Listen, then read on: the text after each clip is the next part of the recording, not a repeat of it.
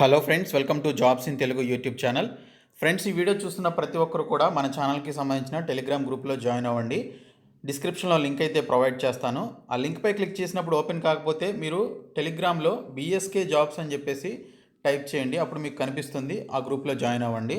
ప్రతి ఒక్కరు కూడా ఈ వీడియోని లైక్ చేసి మీ సపోర్ట్ అండ్ ఎంకరేజ్మెంట్ అయితే ఇవ్వండి ఫ్రెండ్స్. మీకు యూజ్ అయ్యే ఇన్ఫర్మేషన్ని వీడియోస్ రూపంలో ప్రొవైడ్ చేస్తున్నాను. మీరు సపోర్ట్ చేస్తే నాకు చాలా ఎంకరేజింగ్గా ఉంటుంది. ప్రతి ఒక్కరు కూడా లైక్ చేసి సపోర్ట్ చేయండి.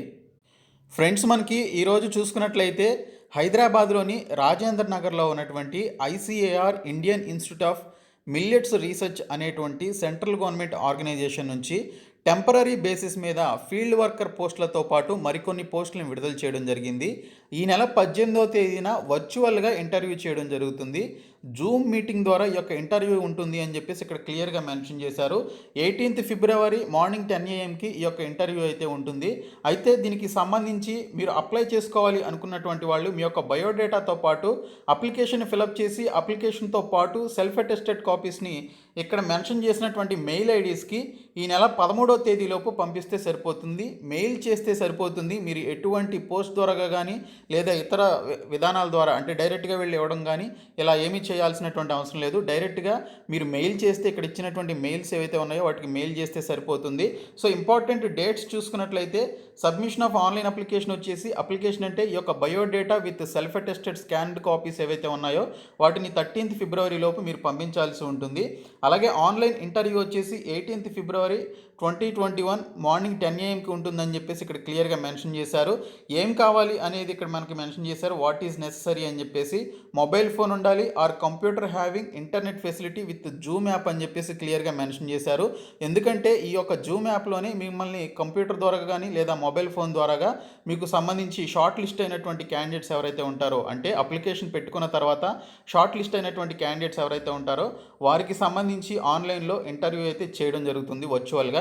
ఇక్కడ చూసినట్లయితే మనకి జూనియర్ రీసెర్చ్ ఫెలోతో పాటు మనకి ఫీల్డ్ వర్కర్కి సంబంధించినటువంటి పోస్టులు కూడా ఉన్నాయి. జూనియర్ రీసెర్చ్ ఫెలోకి సంబంధించి మనకి చూసుకున్నట్లయితే 2 పొజిషన్స్ ఉన్నాయి, అంటే 2 వేకెన్సీస్ ఉన్నాయి. 31,000 రూపాయల శాలరీ అయితే ఇస్తారు. మాస్టర్స్ డిగ్రీ ఇన్ అగ్రికల్చరల్ సైన్స్లో కానీ, ఫుడ్ ప్రాసెసింగ్లో కానీ, అలాగే పోస్ట్ హార్వెస్ట్ ఇంజనీరింగ్లో కానీ ఎవరైతే దీనికి సంబంధించినటువంటి ఈ యొక్క పీజీలు చేశారో వాళ్ళు అప్లై చేసుకోవచ్చు. 2022 ఫిబ్రవరి వరకు దీనికి సంబంధించినటువంటి ప్రాజెక్ట్ ఉంటుంది. అప్పటి వరకు మీరు దీనికి సంబంధించి మీరు టెంపరీగా జాబ్ అయితే చేయొచ్చు. ఇక్కడ చూసుకున్నట్లయితే ఫీల్డ్ వర్కర్కి సంబంధించి 2 పోస్టులు ఉన్నాయి. ఓకే, దీనికి ఏదైనా డిగ్రీ చదివినటువంటి వాళ్ళు అప్లై చేసుకోవచ్చు. ఇక్కడ డిజైరబుల్ క్వాలిఫికేషన్ అన్నారు. ఇది ఉన్నా లేకపోయినా కూడా అప్లై చేసుకోండి. డిజైరబుల్ అంటే ప్రిఫరెన్స్ అనమాట. సో ఈ యొక్క ఎక్స్పీరియన్స్ అండ్ ఈ యొక్క క్వాలిఫికేషన్ ఉన్న వాళ్ళకి ప్రిఫరెన్స్ అయితే ఇస్తారు. సో మీకు ఇది ఉన్నా లేకపోయినా కూడా ఎసెన్షియల్ క్వాలిఫికేషన్ అంటే తప్పనిసరిగా ఉండాల్సినటువంటి క్వాలిఫికేషన్ ఏదైనా డిగ్రీ కనుక కలిగి ఉన్నట్లయితే ఈ యొక్క ఫీల్డ్ వర్కర్ జాబ్స్కి అప్లై చేసుకోండి. 18,000 రూపాయలతో పాటు హెచ్ఆర్ఏ కూడా ఇవ్వడం జరుగుతుంది. 2022 మార్చి వరకు దీనికి సంబంధించినటువంటి కాంట్రాక్ట్ జాబ్ అయితే ఉంటుంది.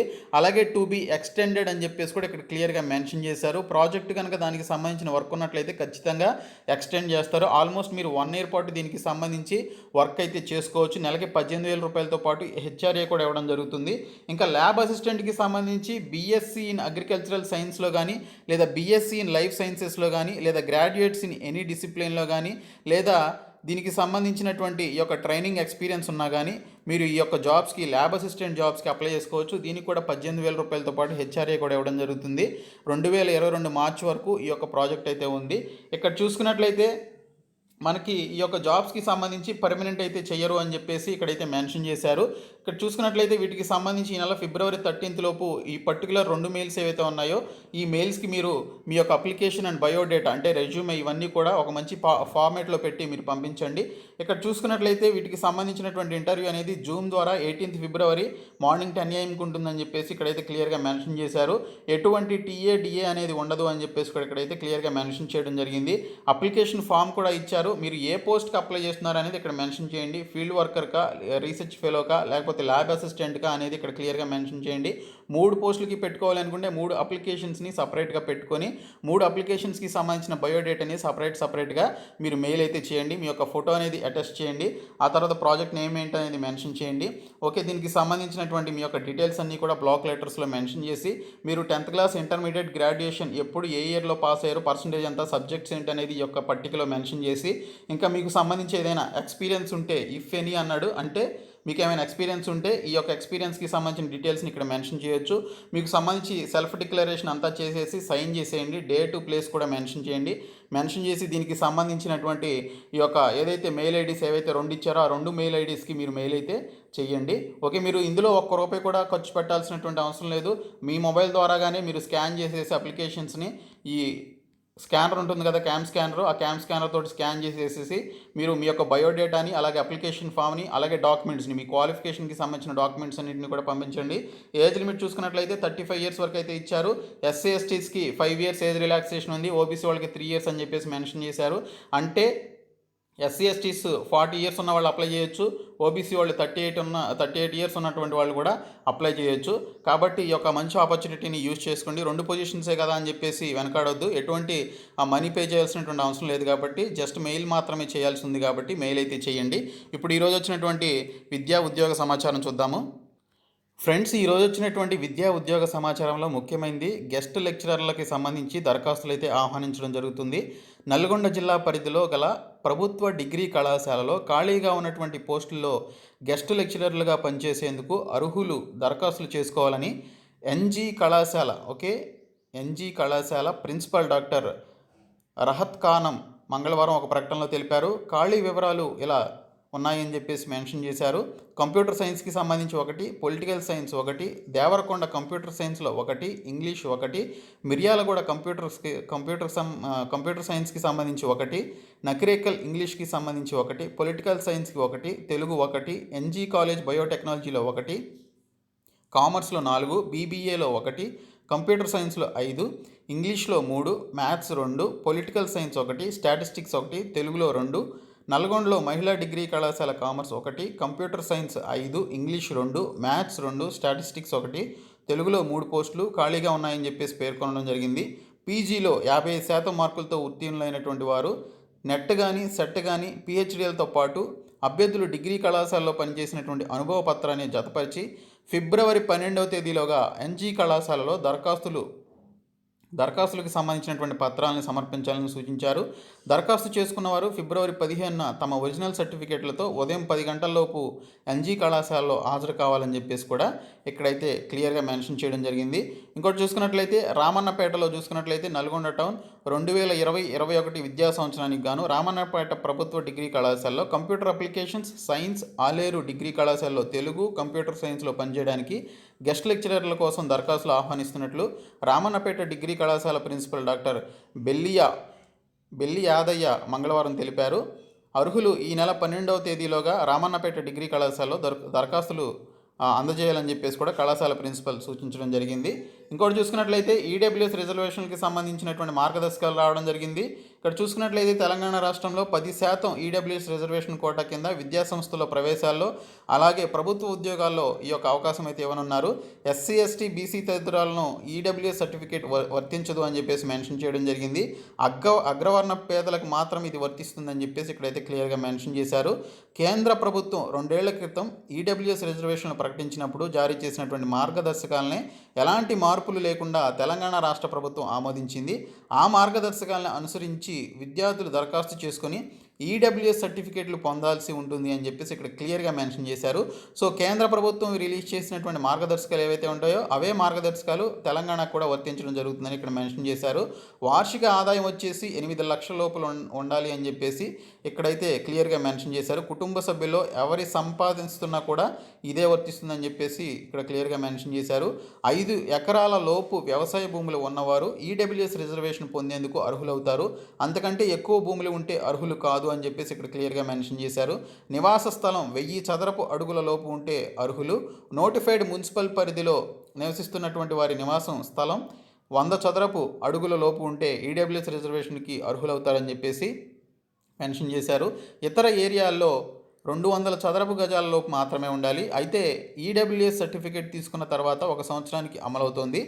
ఈడబ్ల్యూఎస్ సర్టిఫికేట్ కావాల్సిన వారు కేంద్ర ప్రభుత్వ నిబంధనల మేరకు ఆదాయ వార్షిక వివరాలను, ఆస్తుల వివరాలను దరఖాస్తులో చూపి కేవలం 1 సంవత్సరం పాటు వినియోగానికి తీసుకోవాల్సి ఉంటుంది.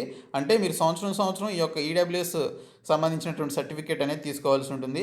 ఈడబ్ల్యూఎస్ సర్టిఫికేట్ కావాల్సిన వారు ఏ సంవత్సరం ఆ సంవత్సరం విడిగా తీసుకోవాల్సి ఉంటుంది. 103వ రాజ్యాంగ సవరణ ద్వారా 2019 ఫిబ్రవరిలో కేంద్ర ప్రభుత్వం ఈడబ్ల్యూఎస్ రిజర్వేషన్లను అమల్లోకి తెచ్చింది. అప్పటి మార్గదర్శకాలని ఆయా రాష్ట్రాల ప్రభుత్వాలు అనుసరించి సర్టిఫికేట్లు జారీ చేస్తున్నాయి. తెలంగాణ రాష్ట్ర ప్రభుత్వం ఈడబ్ల్యూఎస్ అమలు చేస్తున్నట్లుగా ఉత్తర్వులు జారీ చేసినప్పటికీ కేంద్రం జారీ చేసినటువంటి మార్గదర్శకాలను అనుసరిస్తున్నట్లు పేర్కొంది. కేంద్ర మార్గదర్శకాలను సవరించలేదు, అదనంగా చేర్పులు కూడా చేయలేదు అని చెప్పేసి ఇక్కడ క్లియర్గా మెన్షన్ చేశారు. కాబట్టి దీని ద్వారా ఏంటంటే కేంద్రం రిలీజ్ చేసినటువంటి యొక్క రూల్స్ అండ్ రెగ్యులేషన్స్ ఏవైతే ఉంటాయో వాటిని ఫాలో అవుతూనే మీరు ఈ యొక్క ఈడబ్ల్యూఎస్ సర్టిఫికేట్ అనేది తీసుకోవాల్సి ఉంటుంది. ఇంకొకటి నోటిఫికేషన్ చూసుకున్నట్లయితే ల్యాబ్ టెక్నీషియన్కి సంబంధించి ఒక వేకెన్సీకి సంబంధించిన భర్తీ అయితే చేస్తున్నారు. ఇక్కడ చూసుకున్నట్లయితే యాంట్రీ మైక్రోబయోలియల్ రెసిడెన్స్ ప్రోగ్రామ్కి సంబంధించి కాంట్రాక్ట్ పద్ధతిన ఈ యొక్క దరఖాస్తులు అయితే కోరడం జరుగుతుంది. మీరు ఉస్మానియా మెడికల్ కాలేజ్ .org అనేటువంటి యొక్క సైట్ నుండి దరఖాస్తు ఫారాన్ని డౌన్లోడ్ చేసుకొని వీటికి సంబంధించినటువంటి ఈ యొక్క దరఖాస్తు ఫారాన్ని ఫిబ్రవరి 26వ తేదీలోపు సబ్మిట్ చేయాలని చెప్పేసి మనకు నోటిఫికేషన్ అయితే రావడం జరిగింది. ఇంకోటి చూసుకున్నట్లయితే వాక్-ఇన్ ఇంటర్వ్యూ ద్వారా మనకు రిక్రూట్మెంట్ అయితే చేస్తున్నారు. ఇక్కడ చూసుకున్నట్లయితే వైద్య విద్యా సంచాలకులు తెలంగాణ హైదరాబాద్ వారు కాంట్రాక్ట్ పద్ధతిపై 1 సంవత్సర కాలానికి ప్రభుత్వ వైద్య కళాశాల ఆరు ప్రభుత్వ జనరల్ హాస్పిటల్ నిజామాబాద్లో పనిచేయడానికి సీనియర్ రెసిడెంట్స్ ఉద్యోగాలు 26 మరియు జూనియర్ రెసిడెంట్స్ ఉద్యోగాలు 9 ఖాళీలు భర్తీ చేయుటకు అనుమతించారు. తదనుగుణంగా వాక్-ఇన్ ఇంటర్వ్యూలు అలాగే దరఖాస్తులు స్వీకరించేటువంటి ఈ యొక్క తేదీలు చూసుకున్నట్లయితే ఈ నెల 9వ తేదీ నుంచి 16వ తేదీ వరకు ఈ యొక్క దరఖాస్తులు అయితే చేసుకోవాలని చెప్పేసి మెన్షన్ చేశారు. దీనికి సంబంధించి డాక్యుమెంట్లతో వీటికి సంబంధించినటువంటి దరఖాస్తుల్ని మీరు దీనికి సంబంధించినటువంటి ఈ యొక్క ఆఫీస్కి వాక్-ఇన్ ఇంటర్వ్యూస్కి ఈ నెల 17వ తేదీన అటెండ్ అవ్వాలని చెప్పేసి మెన్షన్ చేయడం జరిగింది. తర్వాత చూసుకున్నట్లయితే నియామకాలు, బదిలీలు అలాగే పదోన్నతులు త్వరలో కొలిక్కి అని చెప్పేసి మెన్షన్ చేశారు. రాష్ట్రపతి ఉత్తర్వులపై వేడనున్న చిక్కుముడి, వేతన సవరణపై కమిటీ ముమ్మర కసరత్తు, టీచర్లకు జీతాల పెంపుపై భిన్నాభిప్రాయాలు, రిటైర్మెంట్ వయసు పొడిగింపుపైన సందిగ్ధం, టీచర్లను స్థానిక పరిధిలోకి తేవాలని సూచనలు, ఉద్యోగ ఉపాధ్యాయులపై వేర్వేరు నిర్ణయాలు అని చెప్పేసి ఇక్కడైతే క్లియర్గా మెన్షన్ చేయడం జరిగింది. సిఫార్సులను లోతుగా పరిశీలిస్తున్నటువంటి ప్రభుత్వం అని చెప్పేసి కూడా ఇక్కడ క్లియర్గా అయితే మెన్షన్ చేశారు. మే 17వ తేదీ నుంచి 10th ఎగ్జామ్స్ అయితే కండక్ట్ చేయబోతున్నారు. 10వ తరగతి పరీక్షల షెడ్యూల్ని విడుదల చేయడం జరిగింది. ఈసారి 6 పేపర్లే అని చెప్పేసి మెన్షన్ చేశారు. 18న సెకండ్ లాంగ్వేజ్ ఉంటుందని చెప్పేసి మెన్షన్ చేశారు. 17వ తేదీన తెలుగు పరీక్ష ఉంటుంది. 19న ఇంగ్లీష్ పరీక్ష, 20న గణితం, 21న సామాన్య శాస్త్రం, 22న సాంఘిక శాస్త్రం, 24న ఒకేషనల్ మెయిన్ లాంగ్వేజ్ పేపర్ 1, 25న ఒకేషనల్ మెయిన్ లాంగ్వేజ్ పేపర్ 2, 26న ఎస్ఎస్సి ఒకేషనల్ కోర్స్ ఉంటుందని చెప్పేసి ఇక్కడైతే మనకి క్లియర్గా అయితే మెన్షన్ చేయడం జరిగింది. ఇది షెడ్యూల్. తర్వాత చూసుకున్నట్లయితే అంగన్వాడీలకు పదోన్నతి అని చెప్పేసి ఇక్కడ క్లియర్గా మెన్షన్ చేశారు. పర్యవేక్షకుల ఖాళీలు భర్తీ, అంటే సూపర్వైజర్ పోస్టులు ఏవైతే ఉంటాయో వాటికి సంబంధించి వీటికి సంబంధించినటువంటి రాత పరీక్షకి సంబంధించి అర్హులైనటువంటి అంగన్వాడీలు మొత్తం 550 అని చెప్పేసి ఇక్కడైతే క్లియర్గా మెన్షన్ చేయడం జరిగింది. సో వీరికి సూపర్వైజర్లుగా వీరికి సంబంధించినటువంటి పదోన్నతులు అయితే ఇవ్వడం జరుగుతుంది. ఆల్రెడీ ఈ యొక్క నోటిఫికేషన్ అయితే రావడం జరిగింది. ఎస్సీలకు మినీ డైరీ ప్రాజెక్ట్ అని చెప్పేసి కూడా ఇక్కడ క్లియర్గా మెన్షన్ చేశారు. ఒక్కో యూనిట్కి 4 లక్షలు, 4 మేలు రకం ముర్రాజాతి బర్రెలు, ఎస్సీ కార్పొరేషన్ సబ్సిడీ ద్వారా 2.40 లక్షలు, బ్యాంకు రుణం ద్వారా 1.40 లక్షలు, పైలట్ ప్రాజెక్ట్ కింద 10 జిల్లాలు ఎంపిక అని చెప్పేసి ఇక్కడైతే క్లియర్గా మెన్షన్ చేశారు. ఎస్సీ కులాని వారికి ఈ యొక్క ప్రాజెక్టు ద్వారా నిధులైతే ఇవ్వడం జరుగుతుంది. టీచర్లు వేరే, ప్రభుత్వ ఉద్యోగులతో సమానం కాదు, ఇరు వర్గాల మధ్య విభజన గీత, మళ్ళీ స్థానిక సంస్థల పరిధిలోకి టీచర్లు, వేతనాలు వయసు పెంపు ఉద్యోగులకే, అలాగే ఉపాధ్యాయులకు ఇవి లేనట్లే అని చెప్పేసి ఈ యొక్క టీచర్లకి సంబంధించినటువంటి అప్డేట్ అయితే వచ్చింది. 12న ఫిట్మెంట్పై ప్రకటన, ఏప్రిల్ 1 నుంచి వేతన సవరణ అమలు అని చెప్పేసి కూడా క్లియర్గా మెన్షన్ చేశారు. ఇంకోటి ఏంటంటే కేంద్ర ప్రభుత్వం కొత్త లేబర్ కోడ్ని తీసుకురాబోతోంది. వారంలో 4 రోజులే పని దినాలని చెప్పేసి ఇక్కడైతే క్లియర్గా మెన్షన్ చేయడం జరుగుతుంది. ఇక్కడ దేశంలో కొత్త లేబర్ కోడ్ అమల్లోకి రాబోతుంది. వారంలో కేవలం 4 పని దినాలు ఉండేలా విధి విధానాలు రూపొందించనున్నారు. దీనిపై కేంద్ర కార్మిక ఉపాధి మంత్రిత్వ శాఖ కసరత్తు చేస్తోంది. కంపెనీలకు ఈ రూల్స్ను ఆప్షన్గా ఇవ్వనుంది. అదే సమయంలో కార్మికులు సుదీర్ఘ షిఫ్ట్లకు అలవాటు పడాల్సి ఉందని సూచిస్తోంది. చాలా సంస్థలు వారంలో 4 పని దినాలకు మొగ్గు చూపుతున్నాయని కార్మిక శాఖ కార్యదర్శి అపూర్వ చంద్ర పేర్కొన్నారు. పని దినాల విషయంలో రిలాక్సేషన్ అనుమతించాలని మేము భావిస్తున్నామని పేర్కొన్నారు. కొత్త కోడ్ ప్రకారం వారంలో పని గంటలు 48గా ఉండనున్నాయి. ఈ లెక్కన ఒకవేళ కంపెనీలు 4 రోజులు పని, 3 రోజులు పెయిడ్ లీవ్స్ ఇవ్వాలని అనుకుంటే ఆ 4 రోజుల్లో రోజుకు 12 గంటల పాటు ఉద్యోగులతో పని చేయించుకోవాల్సి ఉంటుందని ఇక్కడైతే మెన్షన్ చేశారు. ఇందుకు కార్మికుల సమ్మతి తప్పనిసరి అని అపూర్వ చంద్ర వెల్లడించారు. వారానికి ఎన్ని పని దినాలు అనే విషయంలో తాము ఎవరిని ఒత్తిడి చేయడం లేదన్నారు. కొత్త కోడ్ వల్ల కంపెనీలు ఉద్యోగులకు పనిచేసే రోజుల్లో కాస్త వెసులుబాటు కలుగుతుందని చెప్పారు. ముసాయిదా నిబంధనలు చివరి దశలో ఉన్నాయని, చాలా వరకు రాష్ట్రాలు కూడా తమ సొంత నిబంధనలు రూపొందించే ప్రక్రియలో ఉన్నాయని తెలిపారు. ఈ ఏడాది జూన్ నాటికి అసంఘటిత రంగ కార్మికులు రిజిస్టర్ చేసుకోవడానికి ఇతర ప్రయోజనాల కోసం ఓ వెబ్ పోర్టల్ ప్రారంభించనుంది. కార్మిక మంత్రిత్వ శాఖ సాధ్యమైనంత త్వరగా వేతన కోడ్, పారిశ్రామిక సంబంధాలు, వృత్తిపరమైనటువంటి భద్రత, ఆరోగ్య పరిస్థితులు, ఇలాగ సామాజిక భద్రత కోడ్లను తీసుకురానుందని అపూర్వ చంద్ర తెలపడం జరిగిందని చెప్పేసి ఇక్కడైతే మెన్షన్ చేశారు. ట్రావెల్ మేనేజ్మెంట్లో మనకైతే ఈ యొక్క దీనికి సంబంధించినటువంటి సమాచారం అయితే వచ్చింది. అలాగే ఇండియన్ ఓవర్సీస్ బ్యాంకులో ఆఫీసర్లకు సంబంధించినటువంటి పోస్టులు విడుదలయ్యాయి.